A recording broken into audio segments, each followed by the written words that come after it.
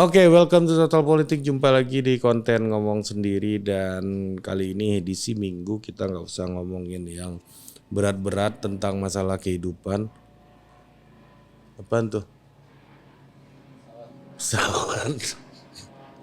Gue selalu ada yang menginterupsi di sini, kalau nggak pesawat, kalau nggak ayam gitu. Ya tapi nggak apa-apa, karena hakikatnya demokrasi dan politik itu. Karena hakikatnya demokrasi dan politik adalah menginterupsi gitu. Jadi apa yang sedang berjalan itulah yang diinterupsi. Dengan pemilu kita menginterupsi penguasa yang sedang berjalan. Lu mau lanjut atau enggak gitu. Oke, kita jumpa lagi di ngomong santai, di ngomong sendiri, dan kali ini gue mau membahas sesuatu yang sangat dekat dan personal sama gue, yaitu tentang kuliah di FISIP UI. Kuliah di FISIP gitu, di jurusan-jurusan yang ada di FISIP. Oke, sebelum mulai juga gue ingin berterima kasih kepada masyarakat Total Politik, warga sadar. Kita sudah tembus 50.000 subscribers di YouTube, dan ini juga capaian yang sangat membanggakan buat gue. Ya, yang tadinya dibilang channel abal-abal, ngomong gak jelas, orang gak ada yang suka politik, omongan lu terlalu berat, gak ada yang ngerti omongan lu, siapa yang peduli sama lu gitu. Banyak yang kayak gitu. Ternyata ada 50.000 orang. Gua gak jelek-jelek amat lah untuk bikin channel sama teman-teman.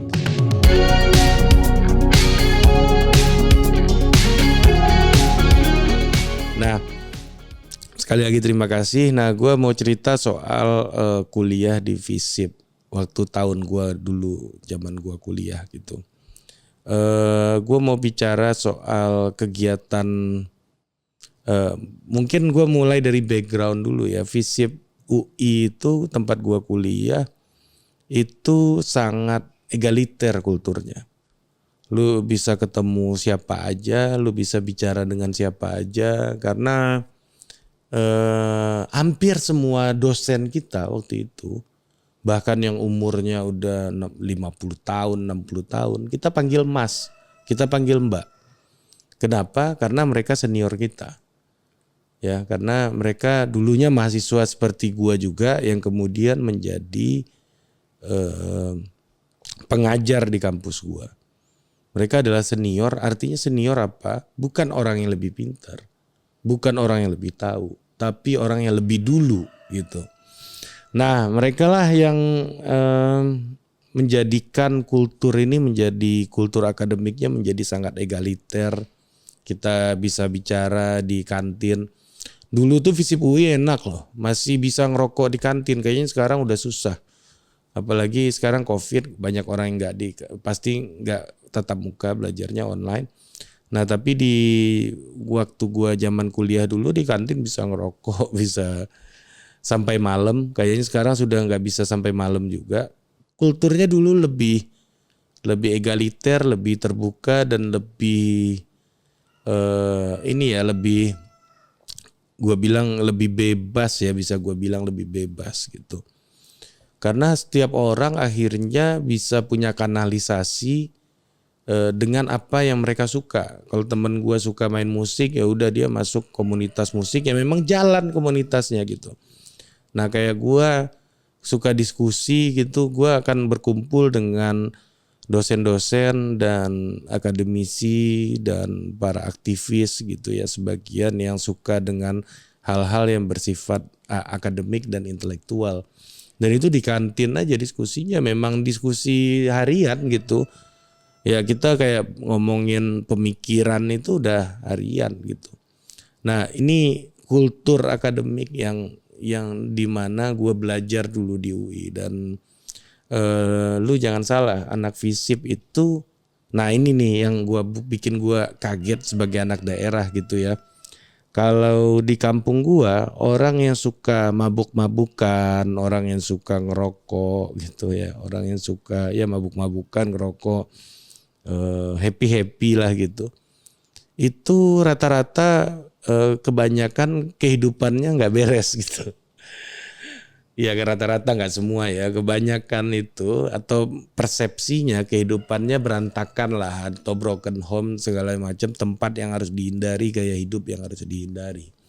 Tapi ketika gua kuliah di FISIP UI, orang-orang yang kerjaannya miras dan lain-lain itu gitu, yang dulu sekarang kayaknya udah ditertibkan. Tapi dulu miras sampai mabuk, mereka nyebutnya jumcer tuh, Jumat ceria.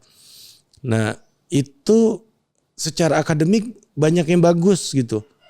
Ada yang IPK-nya cum laude, ada yang lulus 3,5 tahun, ada yang macam-macam lah, ada yang berprestasi juara di mana-mana gitu.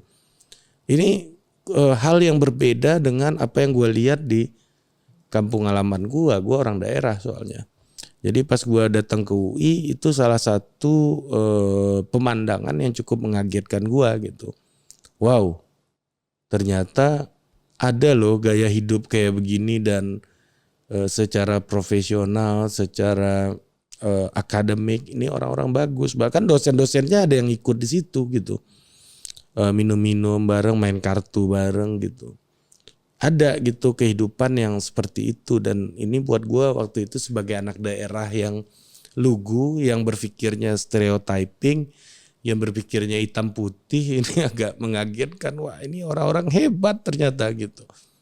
Ya memang gaya hidupnya minum-minum, main kartu, ketawa-ketawa gitu, emang gaya hidupnya kayak gitu. Nah itu yang pertama, kultur UI-nya egaliter yang tadi gue bilang. Yang kedua terbuka dalam artian siapa aja bisa masuk ke dalam berbagai macam komunitas, dan opportunity-nya kampus dibuka sampai malam juga, ruang publik dibuka sampai malam gitu. Waktu itu ya sampai orang bisa beraktivitas bebas di luar jam akademik. Yang ketiga tadi yang gue bilang, ya apa namanya, lifestyle-nya susah gitu untuk berpikir stereotyping, ngelihat kehidupan orang di situ gitu. Jadi kehidupannya sangat santai gitu. Jadi ya gue balik lagi ke awal, ya pertama lebih egaliter, kedua terbuka, dan ketiga santai. Ternyata serileks itu orang menjalani kehidupannya gitu. Walaupun yang diomongin buku-buku berat, yang diomongin teori-teori berat, hasil penelitian bla bla bla bla gitulah. Yang ngomongin statistik gitu. Tapi itu dijalani dengan riang, gembira gitu. Jadi ada 3 nilai lah yang gue tangkap dari kehidupan di FISIP UI di masa gue waktu kuliah tahun 2008 sampai 2012 gitu. Ya yang pertama itu soal keterbukaan, egaliter. Yang ketiga adalah soal sukaria, menyenangkan gitu. Nah ini juga tergambar dari kurikulum akademik gua waktu itu. Gua kuliah di sosiologi.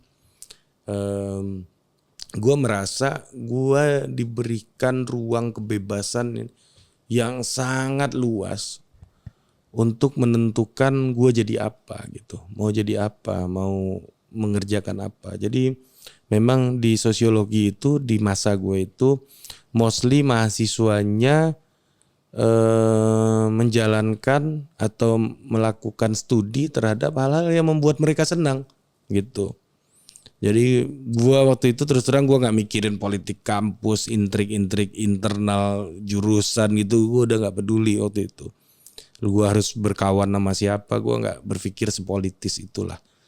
Ya males aja di kampus kok masih politis. Kalau mau main politik di luar gitu, jangan di kampus.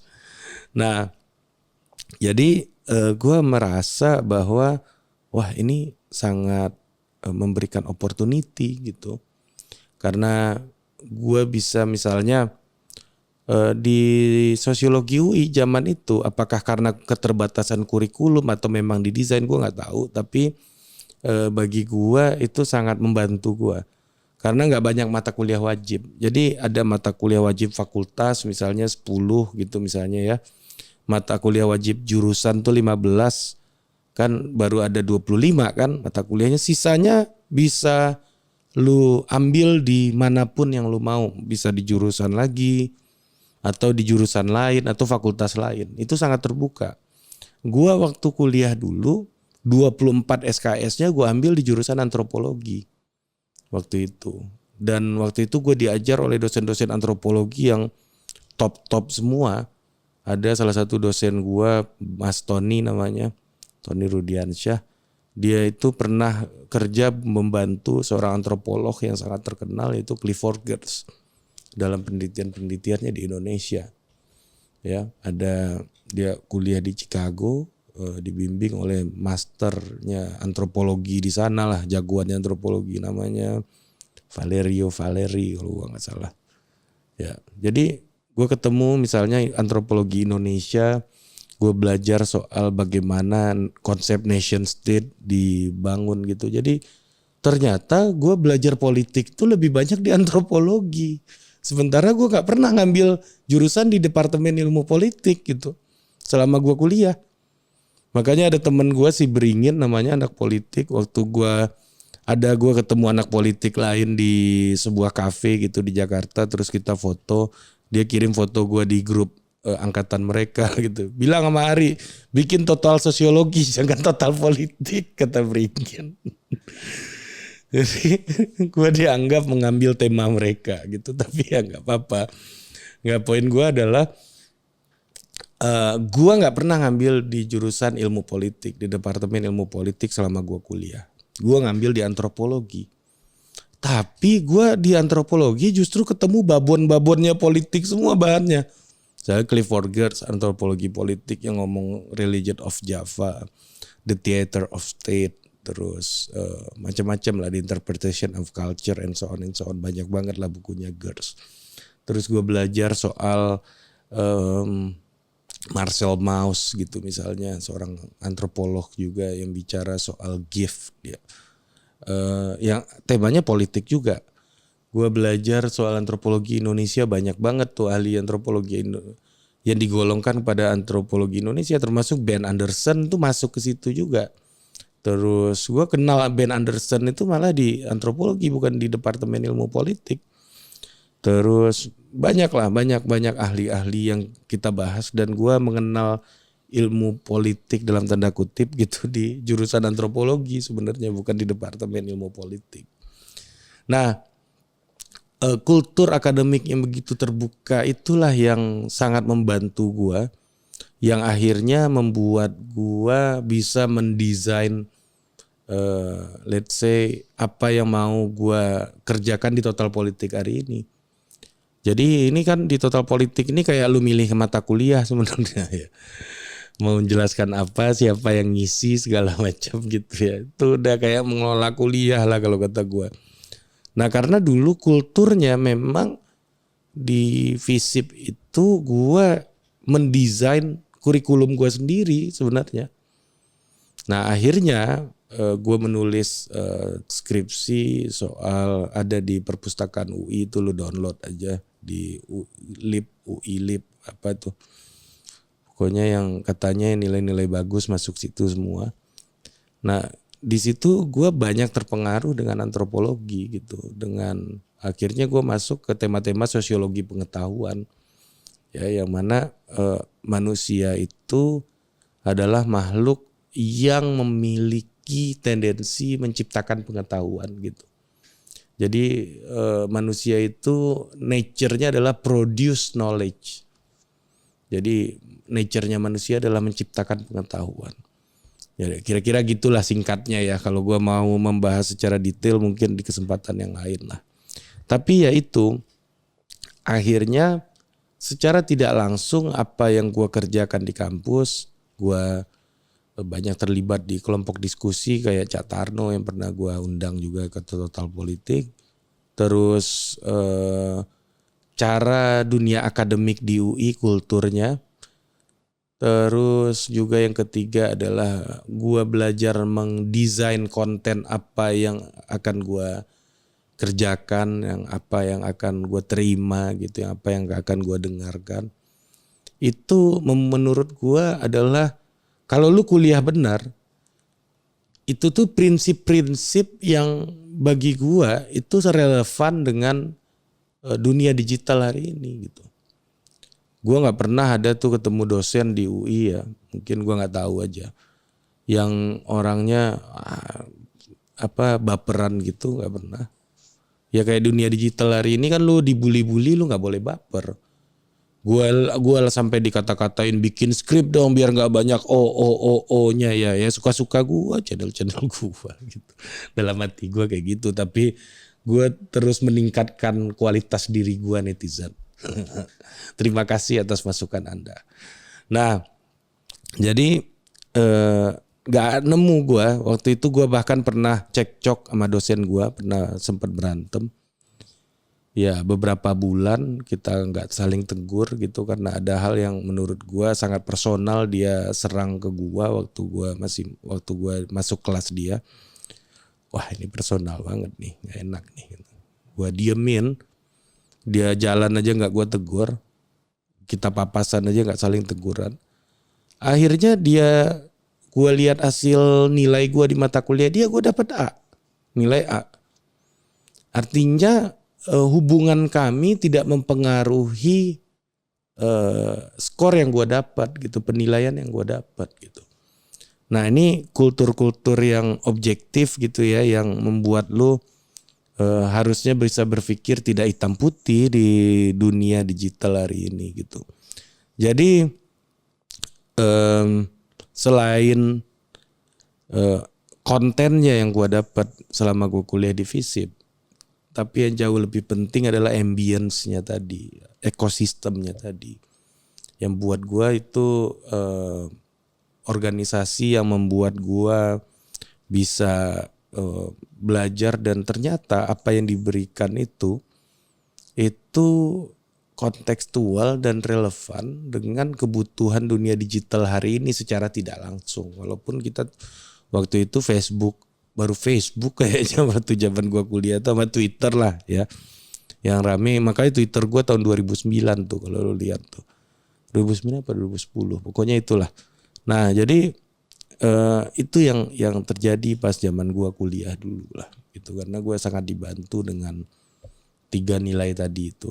Terbuka, setara, dan casual, santai gitu, menyenangkan. Ya, ditambah lagi dengan keterbukaan akademik dan diskusi yang sangat dinamis gitu di kampus gua. Gua sangat beruntung mendapatkan ekosistem itu, yang mana gue yakin hampir di semua kampus itu buku bacaannya sama-sama aja gitu. Tapi menemukan ekosistem yang betul-betul relevan inilah yang membuat kita itu membeli kampus ini sebenarnya. Jadi kita beli ekosistem, bukan beli ilmu masuk kampus itu. Itu menurut pengalaman gua gitu. Mungkin itu aja, nanti kita sambung lagi cerita-cerita zaman gua kuliah dulu. Buat teman-teman yang mau masuk universitas, yang mau masuk kampus gitu atau sedang di kampus, ya kita bisa diskusi lebih banyak lah untuk hal-hal seperti ini. Sampai jumpa lagi di Total Politik berikutnya.